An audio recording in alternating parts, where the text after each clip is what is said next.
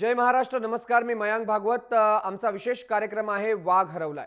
वाघ हरवलाय याच्यासाठी कारण आशियातला सर्वात मोठा वाघ गायब झालाय. विदर्भ व्याघ्र प्रकल्पातला जयचा गेल्या 8 दिवसांपासून पत्ताच नाहीये. जयच्या मानेवरची रेडिओ कॉलरही गायब झाल्याने शोध मोहीम सुरू करण्यात आली आहे. मात्र त्यामध्येही व्यत्यय येतोय. पाहूया या जयबाबतचा एक खास रिपोर्ट. तो गायब झालाय. कुठे गेलाय तो? काय झालं असेल? तो दिसेनासा का झाला? जय, तू कुठे गेलास? हा प्रश्न सध्या वन्यप्रेमींना पडलाय. जय विदर्भातल्या उमरेड कारंडला व्याघ्र प्रकल्पातला ढाण्या वाघ.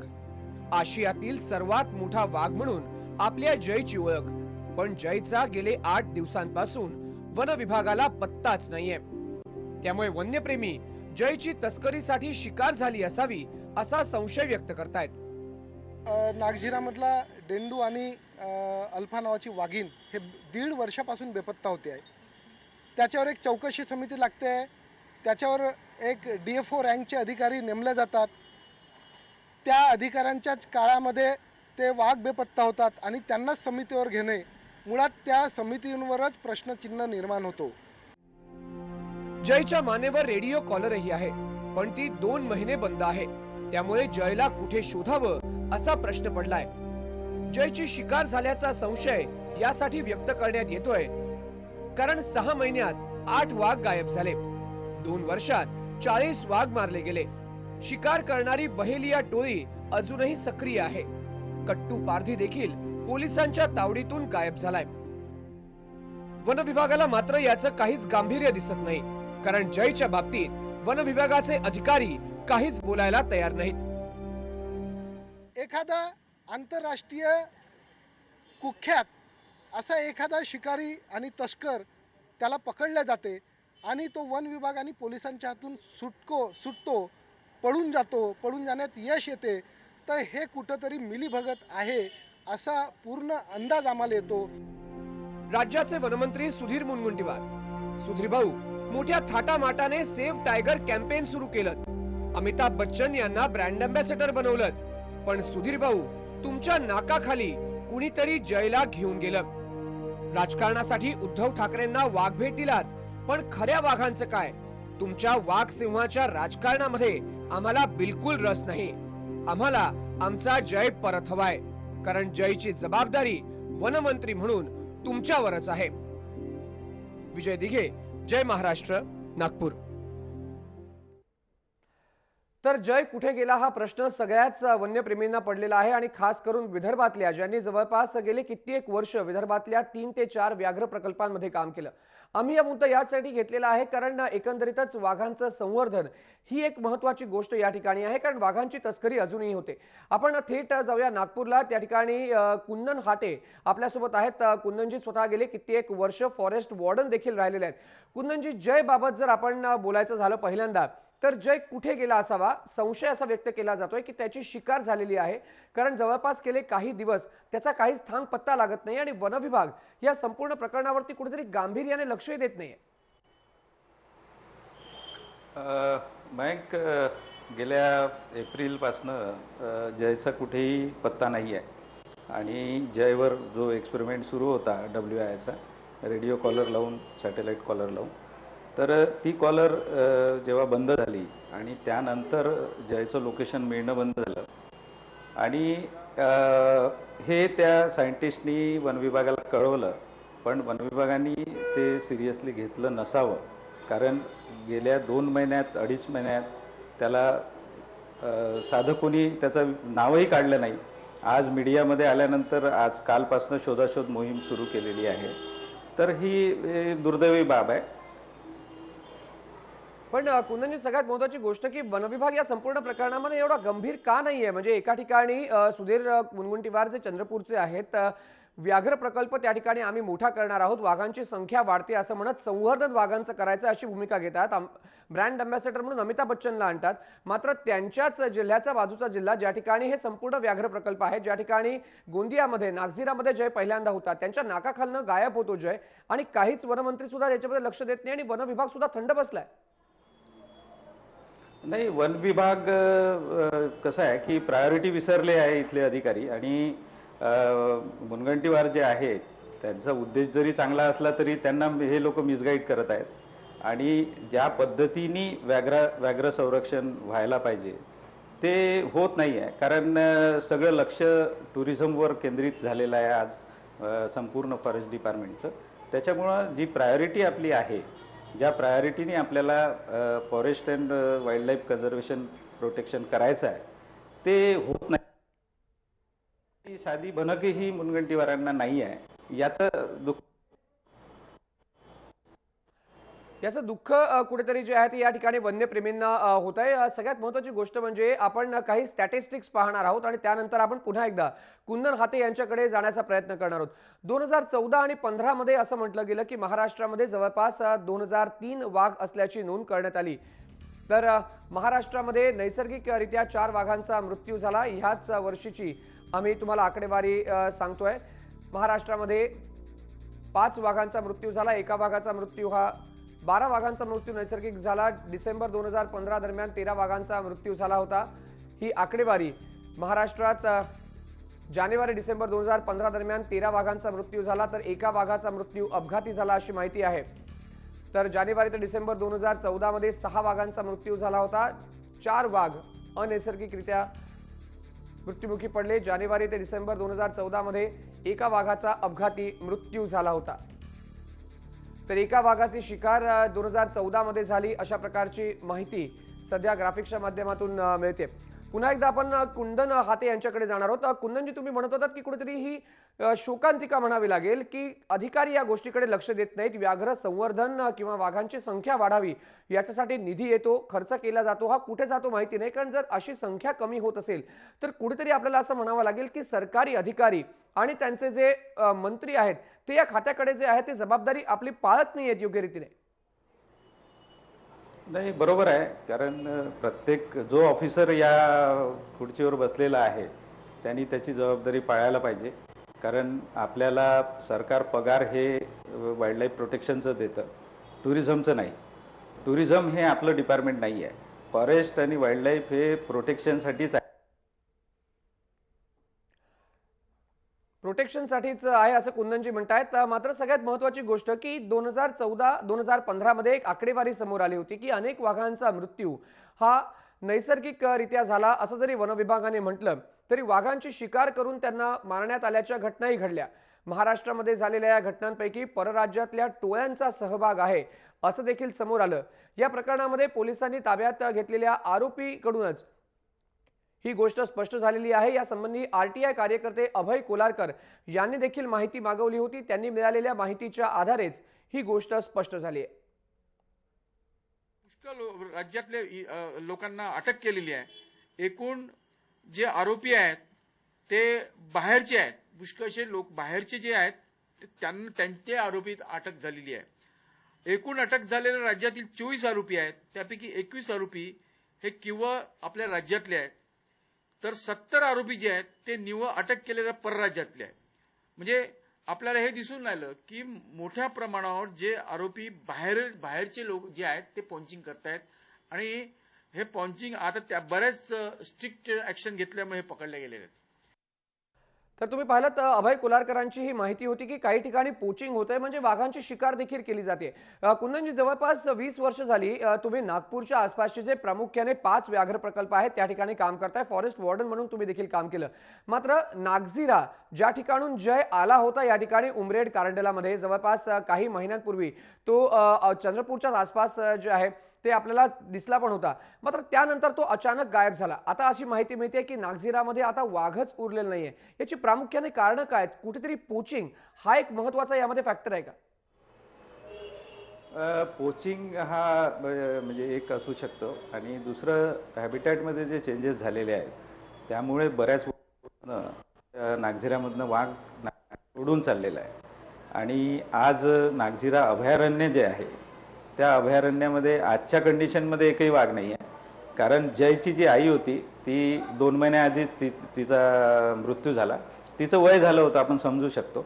पण पोचिंग नाकारता येणार नाही. कारण इतिहास जर बघितला तर 2012-13 आपण मेळघाट ते नागझिरा इतके आरोपी 30-35 आरोपी आपण पकडले. 25 वाघाची केस आपण लढतोय. सीबीआयला आपण दिल्यानंतर सीबीआय ऑफिशियली 25 वाघांची केस विदर्भातल्या लढते आहे. तर ह्याच लपवायचं काहीच नाही आहे, कारण शिकार झाली म्हणूनच आरोपी पकडले गेले आणि सीबीआयला पतंगराव कदम असताना ते दिलेलं आहे. तर यामध्ये हा एक पोचिंगचा एक भाग आहे. दुसरं जे वाघांचे मृतदेह एकच तर कुंदनजी, मी परत तुमच्याकडे येणार आहे. मात्र एक सगळ्यात महत्त्वाची गोष्ट म्हणजे तुम्ही ज्या ठिकाणी बोलताय पोचिंग म्हणजे वाघाची शिकार. वाघाची शिताफीने शिकार करून त्यांचा नैसर्गिक मृत्यू झाला आहे असंही अनेक वेळेला दाखवण्यात येतं. असंही काही वेळेला जे आहे ते मिळालेलं आहे चौकशीमध्ये. यामध्ये बहेलिया टोळीचं प्रभुत्व आहे. वाघांची शिकार आणि त्यांच्या कातडीच्या तस्करी करण्यामध्ये बहेलिया टोळी ही गेले कित्येक वर्ष सक्रिय आहे. ताडोबा व्याघ्र प्रकल्पाचा परिसर, छत्तीसगड आणि मध्य प्रदेशमध्ये देखील वाघांची ही टोळी शिकार करते. वाघांच्या अनेक अनैसर्गिक मृत्यूंच्या घटनांमध्ये बहेलिया टोळीचा हात असल्याचं पुढे आलंय. कशी रचते ही टोळी सापळे, कशी करते तस्करी, या रिपोर्टमधनं जाणून घेऊया आणि नंतर पुन्हा एकदा आपण कुंदनजींकडनं या शिकारीबद्दल आणखीन माहिती घेणार आहोत.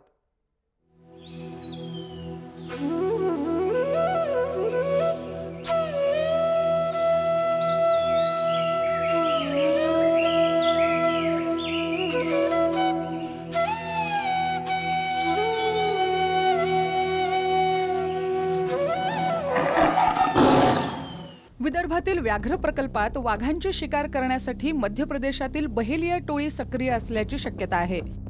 मेळघाट व्याघ्र प्रकल्प या टोळीचं लक्ष असल्याचीही शक्यता आहे. वाघांची तस्करी करणाऱ्या टोळ्यांनी विदर्भात आपली पाळंमुळं पूर्वीपासूनच घट्ट रोवली आहेत. काही टोळ्यांचा पर्दाफाश झाला असला तरी कित्येक टोळ्या अजूनही सक्रिय असल्याचा संशय वन्यजीव प्रेमींकडून व्यक्त होतोय.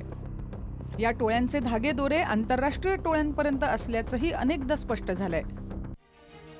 मध्य प्रदेशातील बहेलिया ही प्रमुख टोळी वाघांच्या शिकारीसाठी सक्रिय असल्याचा संशय आहे. या टोळ्यांचा आर्थिक स्रोतच वाघांच्या, वन्य प्राण्यांच्या शिकारी आणि जंगली संपत्तीवर डल्ला मारण्यात आहे. मध्य भारत ते दक्षिण भारतात सुपारी घेऊन ही टोळी शिकार करते. दिल्लीतील आंतरराष्ट्रीय तस्कर या बहेलिया शिकारींना ॲडव्हान्स देऊन शिकार करून घेतात.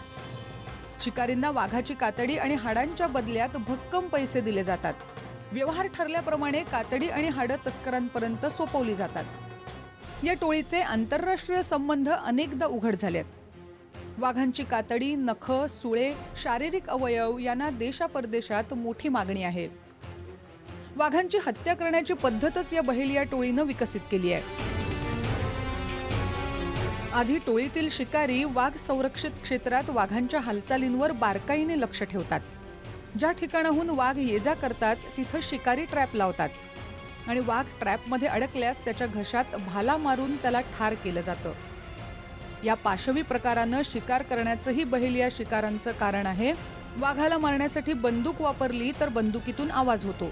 त्यामुळे वाघ सावध होऊ शकतो. शिवाय वनखात्यालाही संशय येऊ शकतो. बंदुकीच्या गोळीनं वाघाच्या कातड्याला छिद्र पडतं आणि त्यामुळे कातडीची किंमत कमी होऊ शकते आणि म्हणूनच घशात भाला मारून ही शिकार केली जाते. वाघांची शिकार केल्यानंतर कातडी रेल्वेनं तस्करांपर्यंत पोहोचवली जाते. कातडीची वाहतूक करण्यासाठी तस्कर महिलांची मदत घेतात. पुढे मग कातडी, हाडे, मिशा, दात अशा वस्तू चीनमध्ये किंवा आग्नेय आशियाई देशांमध्ये पाठवल्या जातात. या वस्तूंच्या बदल्यात भारतीय तस्करांना लाखो रुपये मिळतात. वाघांची शिकार, त्यांच्या अवयवांची तस्करी ही वाघ असलेल्या देशांसाठी कायमची डोकेदुखी ठरली आहे. 2015 या वर्षी जानेवारी ते ऑगस्ट या कालावधीत देशातील वाघांची संख्या वेगानं वाढत असल्याची माहिती केंद्रीय पर्यावरण मंत्री प्रकाश जावडेकर यांनी दिली होती. पण याच काळात 41 वाघांचा मृत्यू झाल्याचंही निष्पन्न झालंय आणि त्यातल्या 32 वाघांची शिकार झाली असून उर्वरित 9 वाघांचा विविध कारणांमुळे नैसर्गिक मृत्यू झालाय. सरकार व्याघ्र संवर्धनाच्या अनेक योजना राबवतंय, पण देशातील वाघांचे मृत्यू रोखण्यात मात्र समाधानकारक यश मिळत नाही, असं राष्ट्रीय व्याघ्र संवर्धन मंडळानं प्रसिद्ध केलेल्या माहितीवरूनच स्पष्ट होतंय. ब्युरो रिपोर्ट, जय महाराष्ट्र.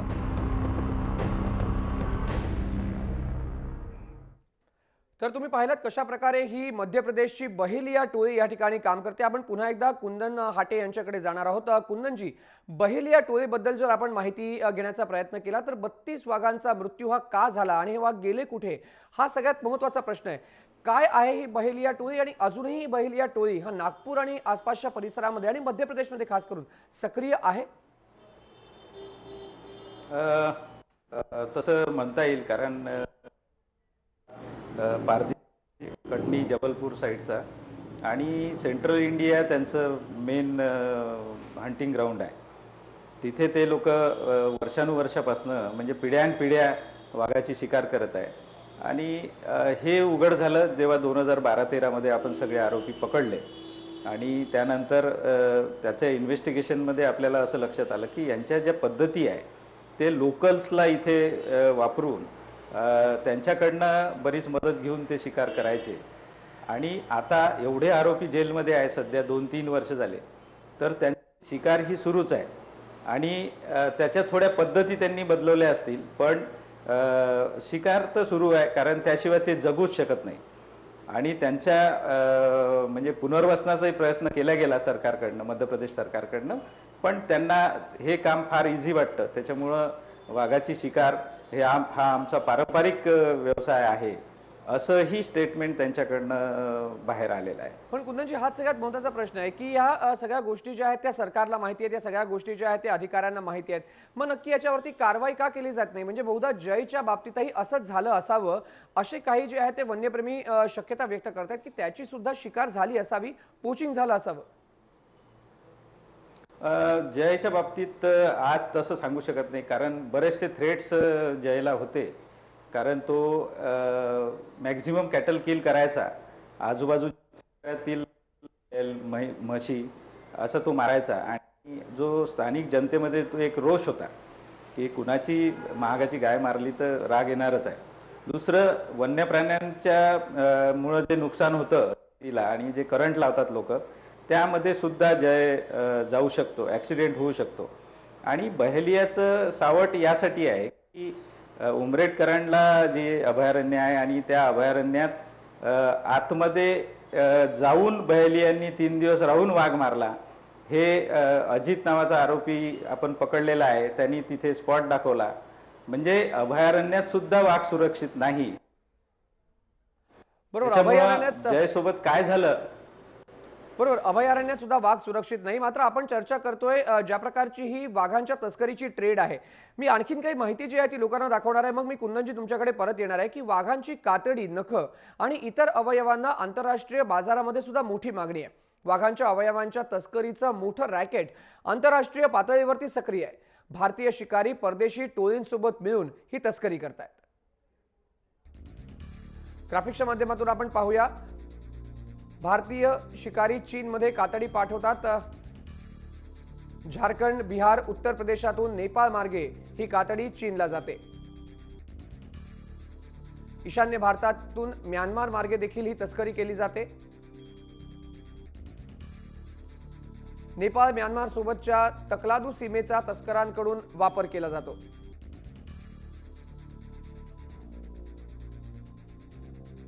तर काय मिळतं या मोबदल्यात? भारतीय शिकाऱ्याला वाघाच्या कातडीसाठी जवळपास 1 लाख रुपये मिळतात. चीनी शिकारी जवळपास 3.5 ते 4 लाख रुपये कमावतो. तर आपण पुन्हा एकदा कुंदन हाटे यांच्याकडे जाऊया. कुंदनजी, आता आपण पाहिलं की कशा प्रकारे ही ट्रेड जी आहे ती महाराष्ट्रापासून सुरू होते, ती लिंक थेट चायनामध्ये पोहोचते, कारण चीनमध्ये वाघाचा अवयवांचा एक मोठा व्यापार त्या ठिकाणी होतो. या ट्रेड कशा प्रकारे काम करते? तुम्ही जवळून या गोष्टी पाहिलेल्या आहेत, कारण तुम्ही गेले कित्येक वर्ष व्याघ्र संवर्धनाचं काम करताय. ऍक्च्युली त्यांचे वेगवेगळे असे युनिट असल्यासारखे आहे. म्हणजे लोकल इथे जो बहेलिया शिकार करतो आणि बहेलियांनी शिकार केल्यानंतर त्याचे स्किन आणि जी हाडं आहेत ते ट्रान्सपोर्टेशनसाठी ते लोक दुसरे व्यक्ती वापरतात. त्यांना सुद्धा आपण पकडलेला आहे. त्यानंतर दिल्लीला गेल्यानंतर दिल्लीमधला जो मेन जो व्यापारी असतो त्यालाही आपण पकडलेला आहे. आणि त्याच्या माध्यमातनं ते लडाख किंवा त्या साईडनी असं नेपाळ मार्गे समोर पाठवली जाते. पण समोर गेल्यानंतर त्याची किंमत खूप जास्त होत असेल, पण इन्व्हेस्टिगेशनमध्ये आम्हाला असं लक्षात आलं की हे जे बहेलिया वाघ मारताय फार कमी पैशांसाठी वाघ मारतायत. कारण यांची एक टोळी खूप असते आणि जर वाटणी केली पैशाची तर प्रत्येकाच्या वाट्याला 10,000, 20,000, 30,000 येतात. तर एवढ्या छोट्या पैशांसाठी जर हे शिकार करत असतील तर हे ठीक नाही आहे आणि सगळ्यांना माहीत आहे. म्हणजे शासनाला माहीत आहे, राज्य शासनाला माहीत आहे आणि इतकं माहीत असून सुद्धा ट्रेड, वाईल्ड ट्रेड जो सेंट्रल इंडियातून चालतो तो बंद नाही होऊ शकत. हे एक दुर्दैव आहे. आणि दुसरी गोष्ट अशी आहे की ज्या पद्धतीने याचं इन्व्हेस्टिगेशन व्हायला पाहिजे किंवा फास्ट ट्रॅक कोर्टमधून या केसेस निकाली काढायला पाहिजे तर ते होताना दिसत नाही. बरोबर, ते होताना दिसत नाही. कुंदनजी, मी तुमच्याकडे परत येणार आहे. मात्र वाघांची शिकार करण्यासाठी कोणकोणत्या पद्धती आहेत आणि चायनामध्ये याचा का व्यापार आहे तो आपण एकदा पाहून घेऊया आणि आपण परत एकदा कुंदनजींकडे जाणार आहोत. तर कोणकोणत्या पद्धती ग्राफिक्सच्या माध्यमातून आपण पाहूया. पाळीव प्राण्यांच्या मृतदेहामध्ये विष घालण्यात येतं जेणेकरून वाघांची शिकार होऊ शकते. त्याच सोबत विषारी प्राणी वाघाला खाण्यासाठी देखील दिला जातो जेणेकरून त्याची शिकार केली जाऊ शकते. उन्हाळ्यामध्ये छोट्या तळ्यांमध्येही विष घातलं जाऊ शकतं. तस्कर अनेक मार्ग वापरतात. तर स्टीलचे सापळे जंगलामध्ये बसवण्यात येतात, जी माहिती आपल्याला कुंदन हाटे देखील देत होते. अतिशय मजबूत असलेल्या सापळ्यांमध्ये वाघ अडकतात आणि त्यानंतर गळ्यामध्ये भाला खुपसून त्यांची हत्या केली जाते. या सापळ्यांमध्ये माणसांनाही काही काळ इजा होते, काही वेळा इजा होते. स्टीलचे सापळे असतात. त्याचसोबत पिस्तूल किंवा रायफलच्या सहाय्याने वाघाची शिकार करण्यात येते. पण वनविभागाच्या कुठेतरी कारवाईनंतर ही शिकार जी आहे ती सध्या ट्रेडिशनल पद्धतीने होते. 230 वोल्ट वीज प्रवाहाचा ट्रॅप लावला जातो, इलेक्ट्रिक ट्रॅप. या विजेच्या झटक्याने वाघांचा मृत्यू होतो. तर चीनमध्ये वाघांच्या या अवयवांना मागणी काय आहे? आपण मगाचपासून बोलतोय की हा व्यापार मोठा आहे. काय मागणी आहे ग्राफिक्सच्या माध्यमातून पाहूया. चीनमध्ये वाघांच्या अवयवांचं सूप करण्यात येतं. चीनी लोक याला औषध मानतात, मात्र त्याच्यामध्ये कुठलाही औषधाचा गुणधर्म नाही असं स्पष्ट झालेलं आहे. वाघांच्या दातांचा उपयोग हा ताप बरा करण्यासाठी देखील केला जातो. असे वेगवेगळे उपाय जे आहेत ते चीनी लोकांकडे आहेत. मी परत एकदा कुंदन हाटे यांच्याकडे जाणार आहे. कुंदनजी, आपण जर पाहिलं तर ही ट्रेड जी आहे ती लाखो रुपयांची ट्रेड आहे. इकडचा बहेलिया शिकारी कमी कमवतो, मात्र चीनमध्ये जेव्हा ही तस्करी पोहोचते तेव्हा त्याला जे आहेत ते लाखो रुपये मिळतात. मात्र सगळ्या गोष्टींमध्ये आता तुम्हाला असं वाटायला पाहिजे की कुठेतरी गांभीर्याने लक्ष दिलं पाहिजे. स्थानिक लेवलवरती फॉरेस्ट ऑफिसर असू दे, त्याच्यावरती असलेला डिव्हिजनल फॉरेस्ट ऑफिसर असू दे किंवा महाराष्ट्र सरकारने देखील. बरोबर आहे. चायनामध्ये जो व्यापार चालतो तो त्याला बंद करायचा बराच प्रयत्न केला. कारण जगात कुठेही पूर्ण पार्टचा व्यवहार चालत नाही. सगळीकडे बॅन आहे. फक्त चायना ओपन आहे. जर सगळ्या स्तरावरून चायनावर जर दबाव आणला आणि त्याला आपण तो व्यापार करण्याला बंदी केली तर त्याचं शिकारी बंद होईल. म्हणजे डिमांड आहे म्हणून सप्लाय आहे. आणि दुसरी गोष्ट की केंद्र शासनाने जर ठरवलं आणि सगळ्या भारताच्या एन्फोर्समेंट एजन्सीनी जर ठरवलं तर वाघाची शिकार बंद होईल. कारण प्रत्येक ठिकाणी वेगवेगळ्या एजन्सीज काम करत आहेत. आज सीबीआय सुद्धा चांगलं काम करून राहिलेलं आहे. तर या पद्धतीने हे सगळं थांबवता येऊ शकतं. फक्त इच्छाशक्तीची गरज आहे. जर शासनाची इच्छाशक्ती असेल तर टायगरचा ट्रेड बंद होईल. बरोबर, इच्छाशक्ती असेल सरकारकडे तर टायगरची जी आहे ते पोचिंग होणार नाही, म्हणजे शिकार होणार नाही. धन्यवाद कुंदन हाटे, तुम्ही या शो मध्ये सहभागी झालात. तर आपण पाहत होतो जय नावाचा हा ढाण्या वाघ जो महाराष्ट्रातला आहे, सगळ्यात मोठा आशियातला वाघ, हा गायब झालेला आहे. गेले 3 महिने जवळपास हा कुठेच सापडत नाही.